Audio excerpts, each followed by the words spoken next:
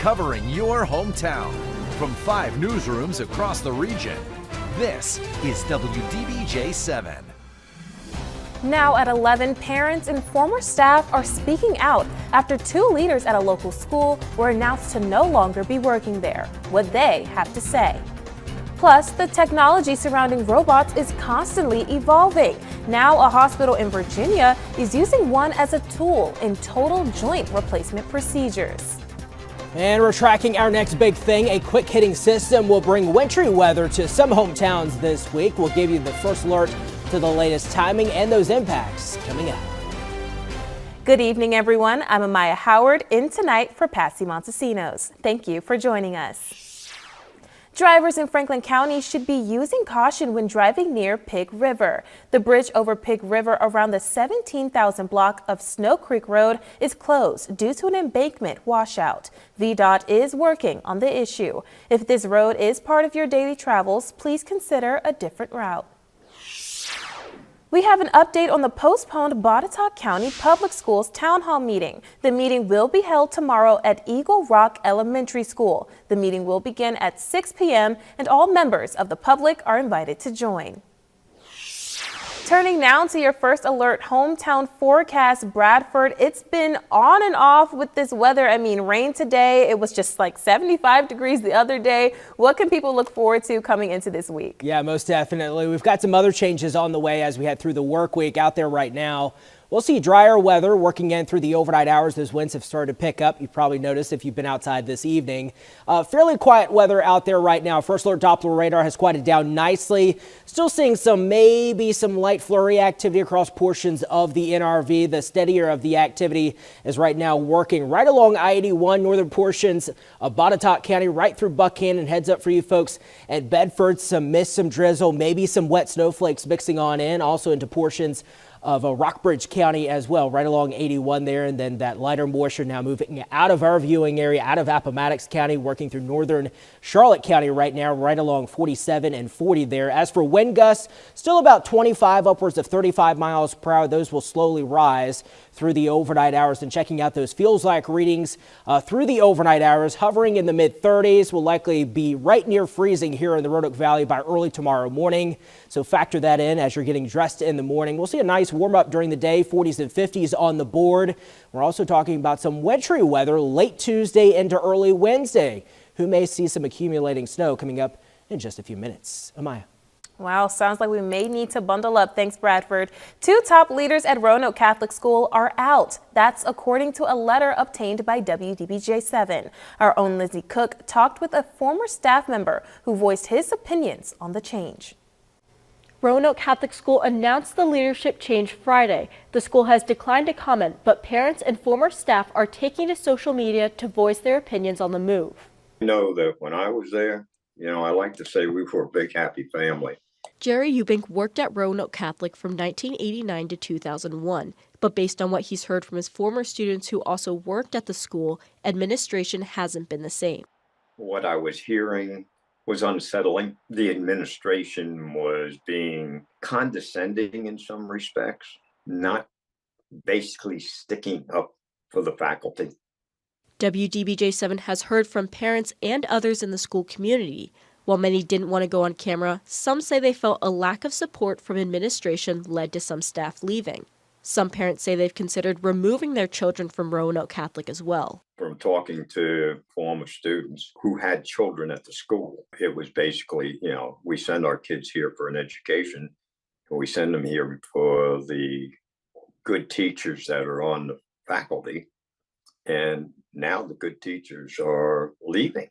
In a letter sent to parents, the Catholic Diocese of Richmond says the Office of Catholic Schools, in consultation with Bishop Nessau, has determined that Roanoke Catholic would benefit from a new leadership approach. The superintendent would like to thank both Patrick Patterson and Nicole Lieber for their service to Roanoke Catholic School. I think what was done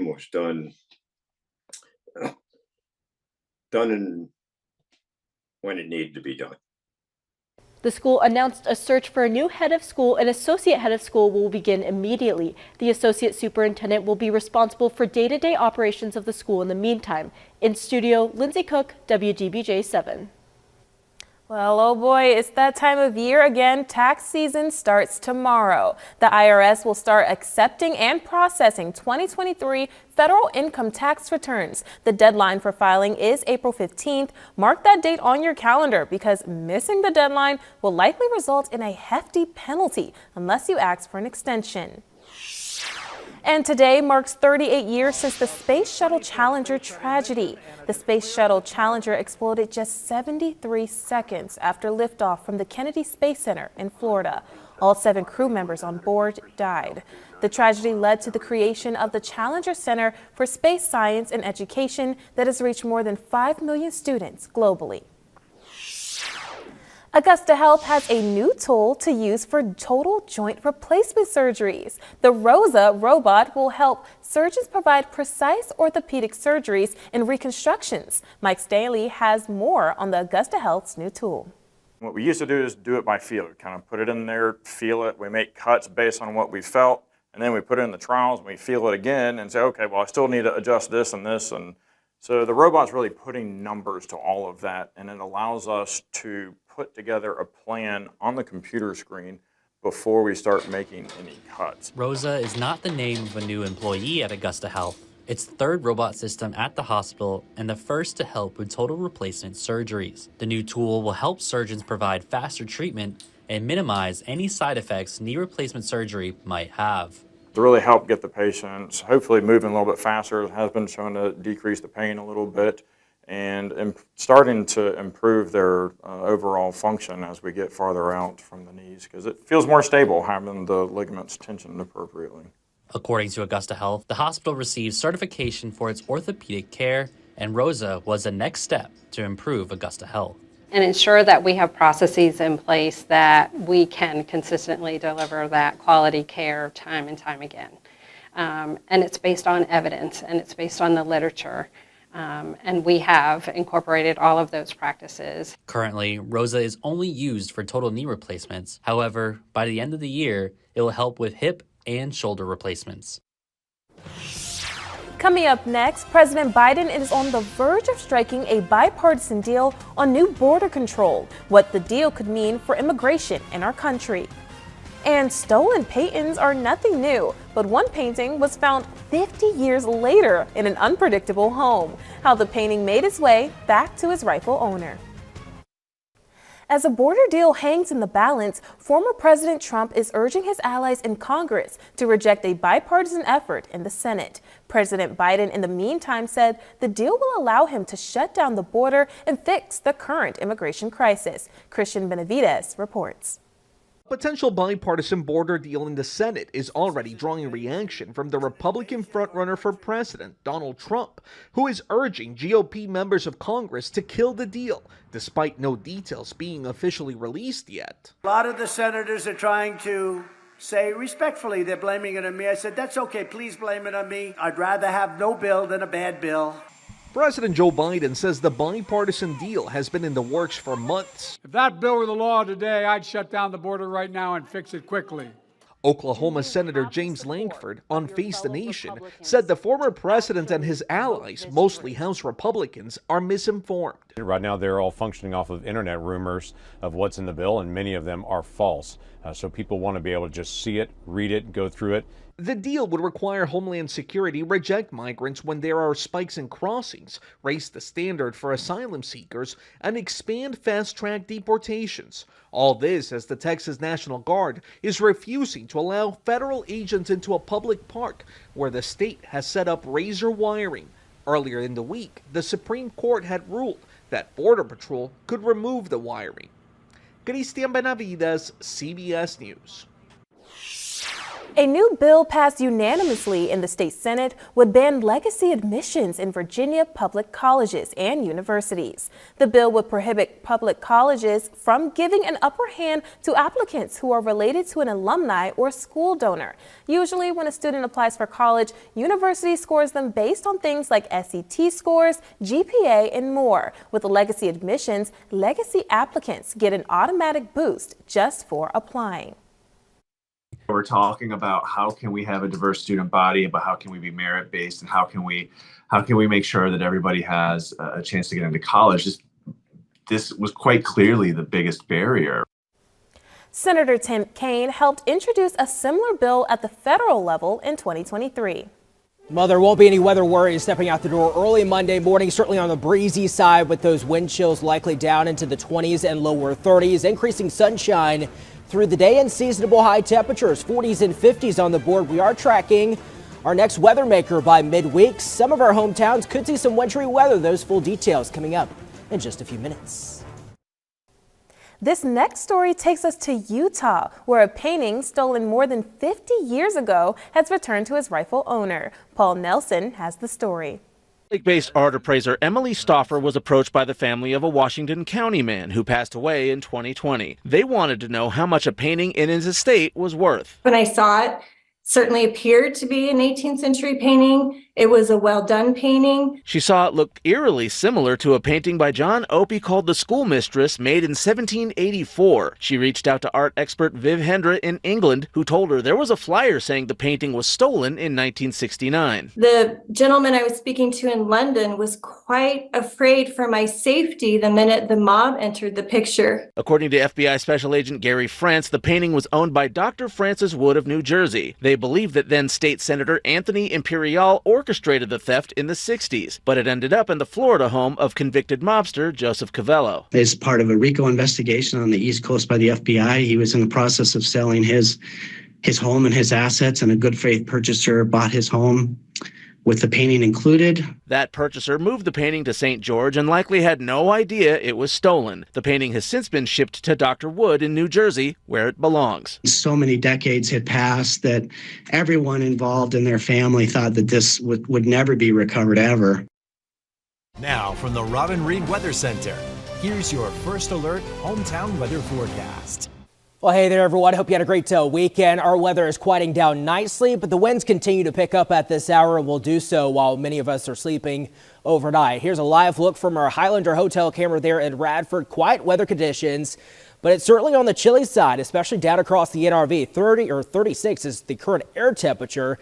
You factor in a stiff northwesterly wind at 16, gusting to around 30 miles per hour.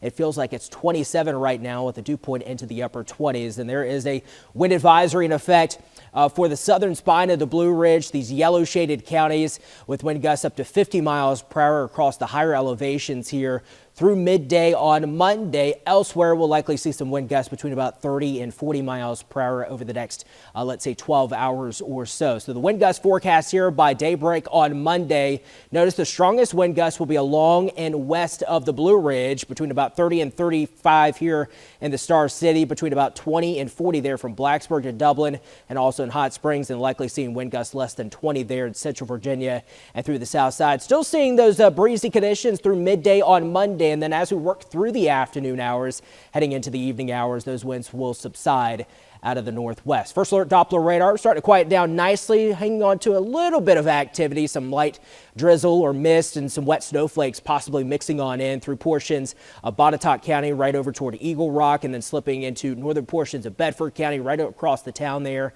on 460, and then just right near Moneta. That's all drifting down toward the south and east. Overall, we're going to see quiet weather conditions working in through the overnight hours. Some flurries possible by daybreak on Monday across the NRV, but I think by and large, most of us will be on the quiet side. We'll see increasing sunshine through the day as those winds will slowly subside through the afternoon and heading into the evening hours. And then we're tracking our next weather maker that may bring some snow showers, maybe some rain showers as we head into late Tuesday and into early Wednesday. More on that here coming up in just a second. For tonight, those overnight lows generally down into the 30s. With those winds at about 30 to 40 miles per hour. Let's say that wind chill factor, subtract about 5 to 10 degrees out there. So we'll likely feel like the freezing mark here in the Star City by early tomorrow morning. We'll see increasing sunshine through the afternoon hours with that stiff northwesterly wind at 10 to 20 sustain, gusting between about 30 and 40 here in the Star City, and high temperatures pretty seasonable for this time of year. We're into the 30s and 40s across the NRV and the Highlands, likely in the mid to upper 40s here in the Roanoke Valley, upper 40s to lower 50s, Central Virginia and through the south side. And we are tracking our next big thing that will arrive Tuesday evening. It is a quick hitting clipper system diving in out of the north and west. So rain and snow showers will develop through the evening hours on Tuesday. That will likely linger into the overnight hours. Notice that forecast modeling here generally along and west of the Blue Ridge, especially across the higher elevations. That will come to an end on Wednesday morning, looking at very light snow and sleet totals, generally about 2 inches or less where we do see that. We'll continue to fine tune that timing, but right now temperatures will be marginal and also moisture will be marginal as well. We're going to quiet down nicely for the rest of the work week. Low to mid 50s there for Thursday and Friday, near 50 for the upcoming weekend. Next weekend, so far so good, is looking dry right now. Wow, the weather just keeps playing a little bit of games with us. I mean, it was just warm. It keeps us on our toes. Keeps us on our toes. So make sure we bundle up tomorrow for those wind chills. Most definitely. Oh my goodness. Okay, thank you so much, Bradford. Of course. The life of a young boy in San Antonio, Texas just got a little easier thanks to a local high school senior. The 3-year-old suffers from a skeletal and muscular condition that makes it very difficult to get around on his own. But as John Paul Baraya shows us, a school assignment and a modified toy car has given him his freedom. It's a red toy car with major and specific modifications. Suited specially for 3-year-old Yetzael Enriquez Perales. He suffers from Nemaline myopathy, which makes it difficult for him to breathe on his own and also leaves him with muscle weakness throughout his entire body. Yetzael depends on his mom Brenda for almost everything. The first year I would ask God why? Why us? But now I ask for what? Because he has a purpose. And now one senior at TMI Episcopal came up with something that can give Yetzael more independence. I designed these components in my computer. Marcelo Martinez Sotomayor used a 3D printer and materials he bought from a store. This is just a normal kickboard that you would see in a pool. To fit this car to Yetzael's body, even adding room for Yetzael's medical equipment, and then made these joysticks, the gas, brakes, and steering. So yeah, I did have to rewire it, which I would say would probably be more on the difficult end of this whole project. Marcelo turned a 3-month-long school project into endless new memories and opportunities for Yetzael. He's going to have that liberty to be able to move where he wants because he likes to make decisions on his own too, said Mom. But she also says the new ride comes with added responsibilities. He can give me a ride. He can take me to the store. Now he can chauffeur me around, she joked. It's safe to say Marcelo passed his assignment, and Yetzael's mom is grateful, saying, "Thank you so much. Keep doing this for more kids, for more people, and continue helping the community of San Antonio." Over in West Virginia, people in Mercer County watch some of their favorite teams while supporting a good cause. The Little Tony Memorial pays tribute to a local athlete who passed away in 2019 from an aneurysm at just 17 years old.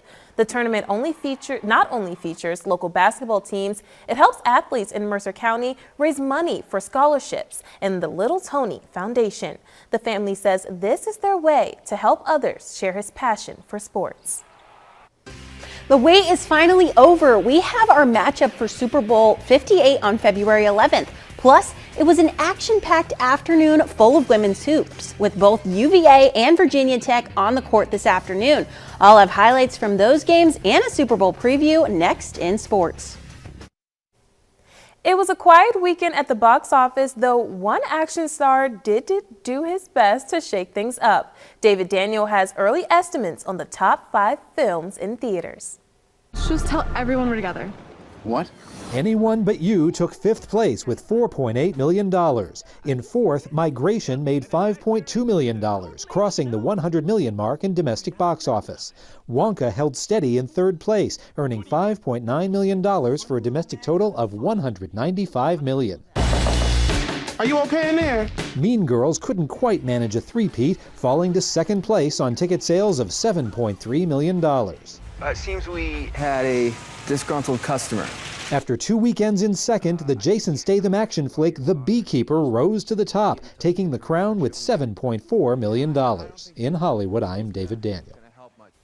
Wow, those looks like some good movies out. I saw Mean Girls actually just the other day with a couple of coworkers. Okay, and how was it? It was pretty good. I actually saw one of my old college friends inside the movie. Oh, that's yeah. cool. I texted her. I was just like, oh my God, I didn't know you were going to be in this. Yeah. She was like, yeah, I had to keep it under wraps. Well, that was a nice surprise. Yeah. So I guess, weather is seeming like maybe it's time for movies. Couple of days. Certainly, we're going to see some colder air, not the 60s and 70s like we saw last week. First alert Doppler radar out there right now.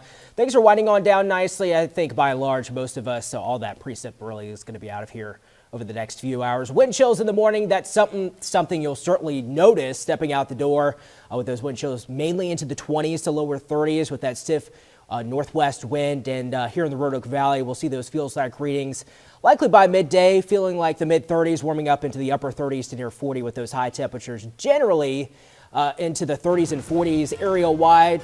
We're still watching that quick-hitting Clipper system late Tuesday into Wednesday. So it's time to bundle up again. Most definitely. All right. Thank you so much for tuning in. Thank